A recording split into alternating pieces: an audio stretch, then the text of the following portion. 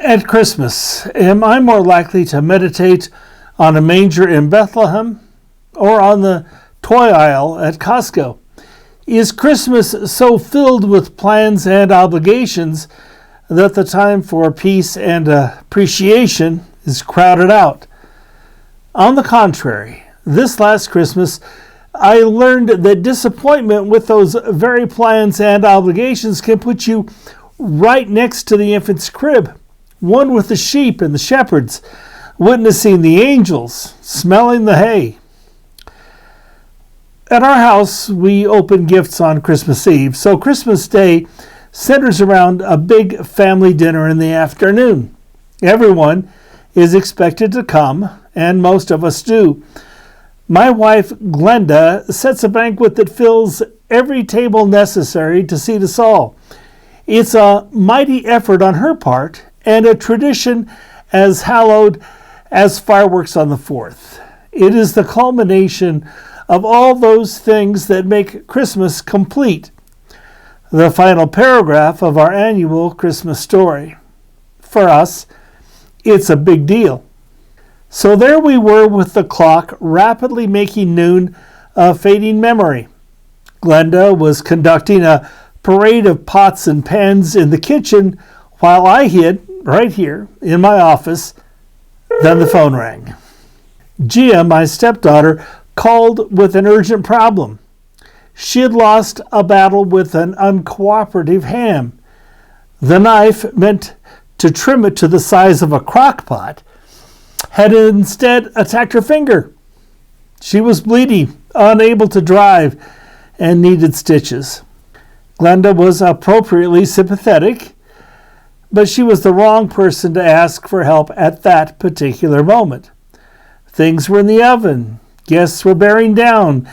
So any help on offer had to come from me. Yes, I felt sorry for her situation, but I also saw it as an opportunity. Like most step-parents, I relish proving that the term step-parent doesn't mean I want to keep Cinderella busy with chores. I care. And I want to be counted on in a pinch, like a real parent. Still, as I drove the 5-mile course to my stepdaughter's home, I considered strategies to get both of us home before the great dining event concluded. That thought ran through my wife's mind, too. So once Gia was in the front seat holding her finger in a rag, she also used her hand to hold a phone and talk to her mother about available urgent care centers. The conversation between Gia and her mom only confirmed that every single center at a reasonable distance was closed.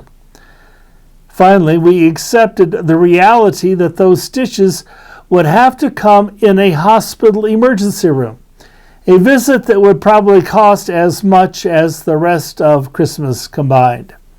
Emergency rooms are always hectic, filled with hurting people, short of patients, eager for relief. On this day, with so many urgent care centers closed, that tension was compounded. Gia sensed my frustration even as she suffered from her own undeserved sense of responsibility. Sheepishly, she offered, "Why don't you leave now? I could call an Uber when they're finished." Her apologetic tone was enough to melt my heart, but it's also true that abandoning my good guy moment was less appealing than leaving for the feast at home. "It's no problem," I said. "I'll wait. They'll be done in a jiff." She knew a jiff was unlikely.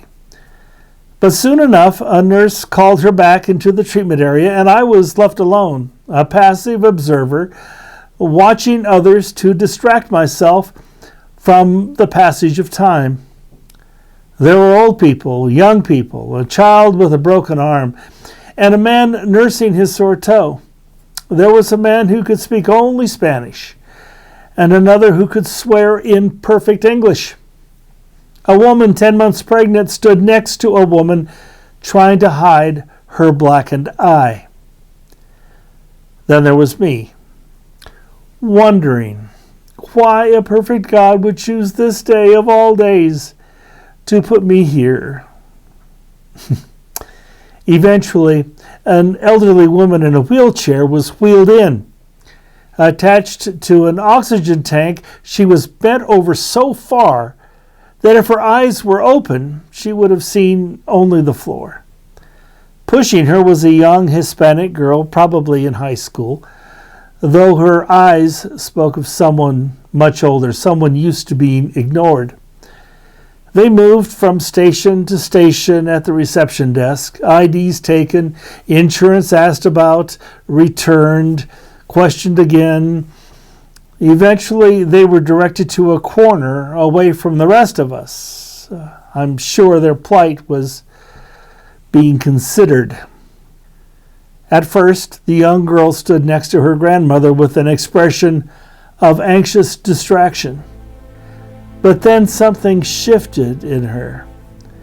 The anxiety melted away and it was replaced by an expression of timeless, loving care.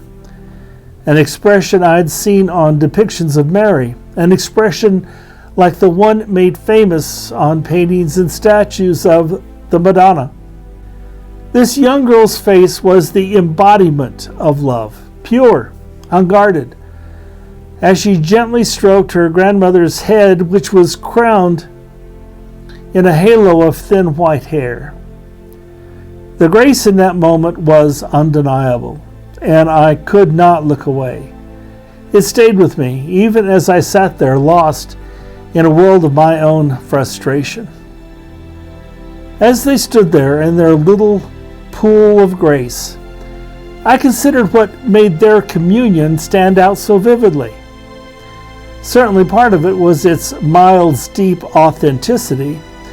Another was the long arc of that affection, bridging across generations from one woman to another, each so different, save in one essential way invisible to everyone, save them. But perhaps the real lesson here was that the vividness of that love revealed itself only due to circumstance. See them in a store, a restaurant, a hotel, in any routine and undemanding circumstance, and if I cared to see them at all, it would be forgettable. But see them here, in a hospital, on Christmas Day, with so much depending on the uncertain charity of strangers, and what was so invisible now became the most obvious fact in a room screaming out with competing facts. This vision inspired a single thought. I wondered if love is ever fully appreciated and most clearly visible, only when something precious is at risk. When Gia finally returned with her 3 new stitches, I was no longer thinking about sweet potatoes and pumpkin pie. She seemed grateful and less encumbered by her experience with the ham. Our shared experience left us both feeling good about each other. How did it go? I asked. All told, she said, it went better for me than it did for the ham. No doubt, I replied. That probably accounts for all those nasty rumors he's been spreading about your facility with a knife. I plead guilty to those accusations, she said. But it's Christmas. And how could anyone not love me on Christmas? Well said, I replied. How could anyone indeed? As we walked out of the emergency room, I realized I had found the answer to my earlier question. I now understood why a perfect God had chosen this day, of all days, to put me here.